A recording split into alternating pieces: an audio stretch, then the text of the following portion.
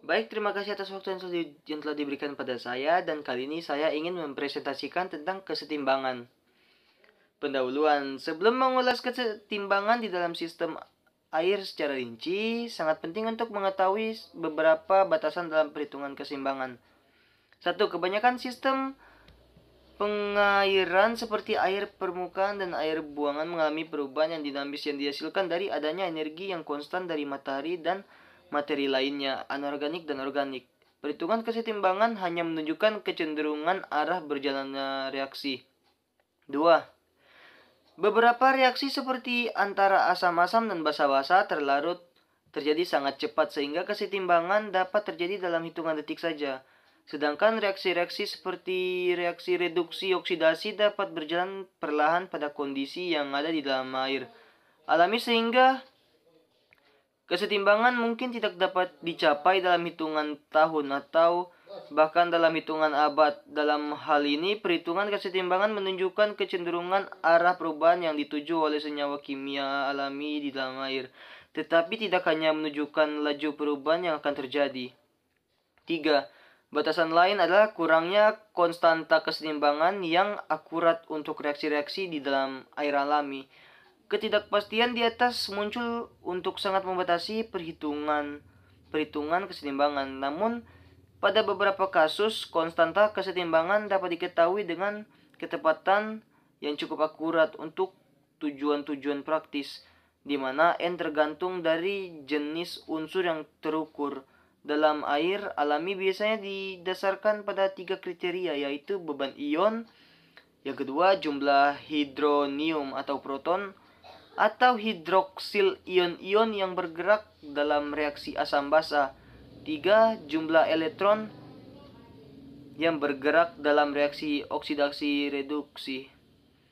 Pembahasan kesetimbangan kimia adalah proses dinamis ketika reaksil ke depan dan reaksil balik terjadi pada laju yang sama, tetapi pada arah yang berlawanan. Ikatan pada reaksi kesetimbangan akan terputus atau terbentuk di antara molekul reaktan dan produk.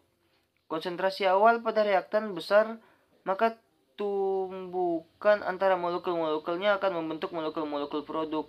Konsentrasi produk tersebut ketika sudah cukup banyak, reaksi kebalikannya atau pembentukan reaktan dari produk mulai berlangsung. Reaksi kimia umumnya berlangsung secara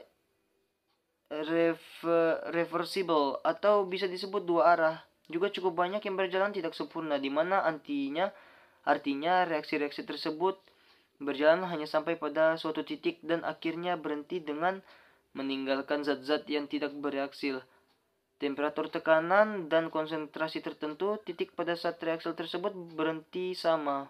Hubungan antara konsentrasi reaksi dan hasil reaksi tetap. Kecepatan reaksi pada saat setimbang akan bergerak ke kanan sama dengan kecepatan reaksi ke kiri. Tanda itu merupakan tanda konsentrasi kesetimbangan.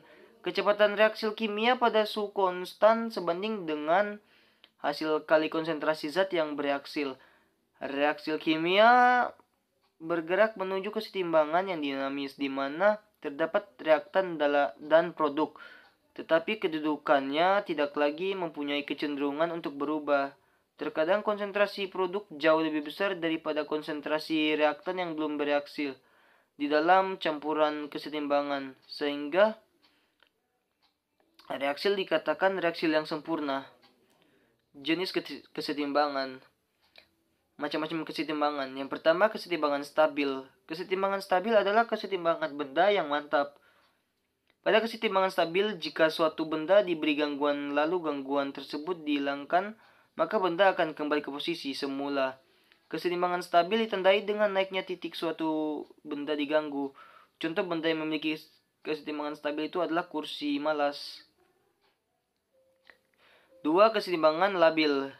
Kesetimbangan labil adalah kesetimbangan benda yang jika gangguan dihilangkan, benda tidak kembali ke kedudukan semula tetapi mengalami perubahan kedudukan. Kesetimbangan labil ditandai dengan turunnya titik berat suatu benda diganggu. Contoh benda yang memiliki keseimbangan labil adalah sebuah batang kayu yang berdiri tegak. 3. Keseimbangan indenferensi, netral keseimbangan. Indenferensi adalah keseimbangan benda yang jika pada benda dilakukan gangguan, maka titik berat benda selalu terdapat dalam satu garis lurus. Kesetimbangan netral ditandai dengan tidak berubahnya ketinggian titik benda walaupun ada gangguan pada benda. Contoh benda yang memiliki ketimbangan netral adalah sebuah silinder yang diletakkan di lantai dasar. Penutup, kesetimbangan kimia adalah proses dinamis ketika reaksi ke depan dan reaksi balik terjadi pada laju yang sama tetapi arah yang berlawanan. Ikatan pada reaksi kesetimbangan akan terputus atau terbentuk di antara molekul, reaktan, dan produk. Sekian dari saya, terima kasih.